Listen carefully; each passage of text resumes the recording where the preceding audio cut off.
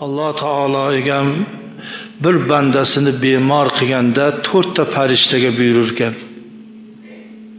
Sen kuchini ol, sen yuzidan rangini ol, sen ishtaha og'iz ta'mini ol, sen bütün gunohlarini ol derkan.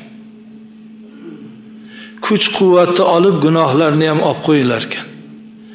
Sog'ayganda rang qaytarilar ekan, tam ishtaha qaytarilar ekan, quvvat qaytarilar ekan.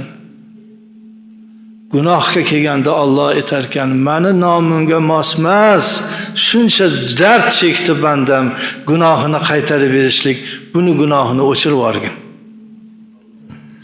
Alloh taologa dard chekishib, dardlardan forig' salomat bo'lib, gunohlardan onadan tug'ma bo'lsin. Alloh taologa bir bandasini bemor qilganda 4 ta farishtaga buyururkan.